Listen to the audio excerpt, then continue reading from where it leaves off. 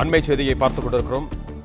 பிரபல நடிகர் அல்லு அர்ஜுனை ஹைதராபாத்தில் தெலுங்கானா போலீசார் கைது செய்திருக்கிறார்கள்.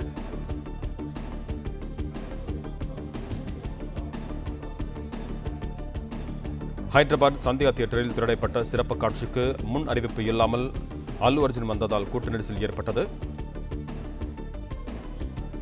பல்லாயிரக்கணக்கான ரசிகர்கள் அல்லு அர்ஜுனை காண திரண்டதால் சந்தியா தியேட்டரில் கடும் கூட்ட நெரிசல் ஏற்பட்டது. இதுகுறித்து கூடுதல் விவரங்களோடு இணைக்கிறார் எமது நிர்வாக ஆசிரியர் மகாலிங்கம். வணக்கம் மகாலிங்கம், உங்களிடம் இருக்கும் தகவல்களை பகிர்ந்து கொள்ளுங்கள். வணக்கம். நடிகர் அல்லு அர்ஜுன் சமீபத்தில் அவரது நடிப்பில் வெளியான புஷ்பா 2 திரைப்படத்தினுடைய பிரீமியர் ஷோ ஹைதராபாத்தில் உள்ள சந்தியா திரையரங்கில் வெளியிடப்பட்டது. அந்த படத்தினுடைய சிறப்பு காட்சிகளை பார்ப்பதற்காக அங்க ஏற்கனவே ரசிகர்கள் கூட்டம் திறந்திருந்தன. இந்த திறனிருந்த நிலையில் அப்படத்தினுடைய கதாநாயகன் அல்லு அர்ஜுன் திடீரென்று எந்தவித முன்னறிவிப்புமின்றி அந்த திரையரங்கிற்கு சென்றதாக கூறப்படுகிறது. இரவு 9:30 மணி அளவில் அல்லு அர்ஜுன், அவரது மனைவி, கதாநாயகி, இசையமைப்பாளர் ஆகியோர் அந்த திரையரங்கிற்கு வந்தனர். அப்போது இன்னும் ஆயிரக்கணக்கான ரசிகர்கள் அந்த திரையரங்கை சுற்றி கொண்டனர்.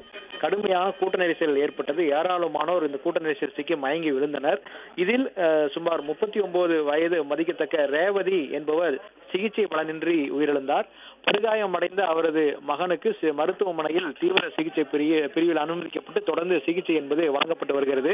இந்த நிலையில் கூட்ட நெரிசலுக்கு காரணம் யார் என்ற ஒரு கேள்வி எழுந்திருக்கிறது. கூட்ட நெரிசல் சிக்கி உயிரிழந்த பெண்ணினுடைய உறவினர்கள் போலீசில் புகார் அளித்தார்கள். அந்த புகாரின் அடிப்படையில் அனுமதியின்றி சிறப்பு காட்சியை திரையிட்ட சந்தியா திரையரங்கத்தினுடைய நிர்வாகத்தின் மீது வழக்கு என்பது பதிவு செய்யப்பட்டது. அதே போல நடிகர் அல்லு அர்ஜுன் மீதும் அவரது பாதுகாவலர்கள் குழு மீதும் சிக்கன்னப்பள்ளி காவல் நிலையத்தில் இருக்கக்கூடிய போலீசார் வழக்கு பதிவு செய்தார்கள்.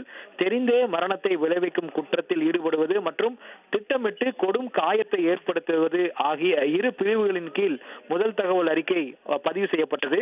முன்னறிவிப்பின்றி அல்லு அர்ஜுன் படம் பார்க்க வந்ததாகவும் அவரது பாதுகாப்பு குழுவினர் ஏற்கனவே குழப்பமான இருந்த ஒரு சூழ்நிலையை மேலும் மோசமாக்கும் வகையில் கூட்டத்தை பிடித்து தள்ளியதாகவும் காவல்துறை தரப்பில் குற்றம் சாட்டப்பட்டிருக்கிறது.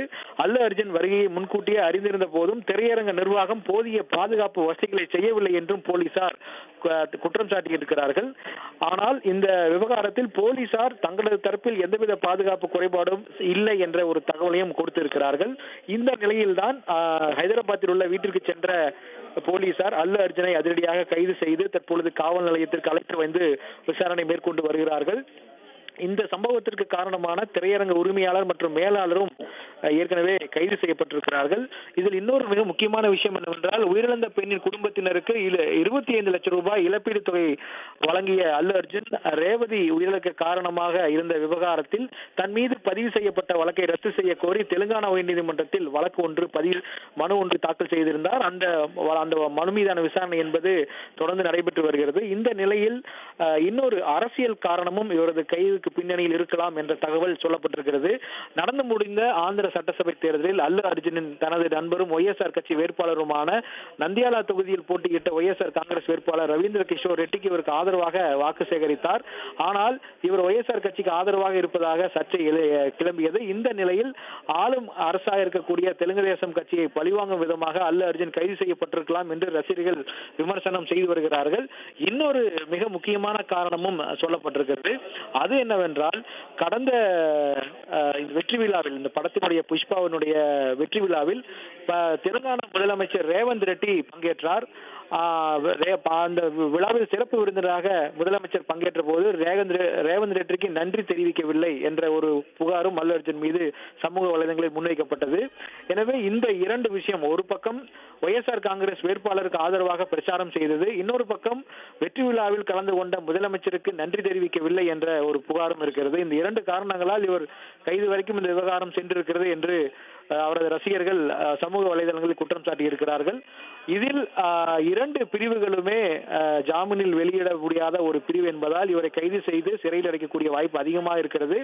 ஆனால் இவரை ஆஜர்படுத்த உள்ள, இந்த வழக்கை விசாரிக்க உள்ள நீதிபதி இந்த வழக்கை எப்படி கையாள போகிறார் என்பதை பொறுத்துதான் இவர் அல்லு அர்ஜுனா சிறையில் அடைக்கப்படுவாரா அல்லது நீதிமன்ற காவலில் வெளியே விடப்படுவாரா என்ற விஷயம் தெரிய வரும். ஏனென்றால் பாதிக்கப்பட்ட குடும்பத்தினருக்கு 25 லட்சம் ரூபாய் நிவாரணம் மற்றும் மன்னிப்பும் கேட்டிருக்கிறார், வருத்தமும் தெரிவித்திருக்கிறார். எனவே அதை நீதிமன்றம் எப்படி பார்க்க போகிறது என்பதை பொறுத்து தான் அடுத்த நடவடிக்கை இருக்கும் என பார்க்கப்படுகிறது.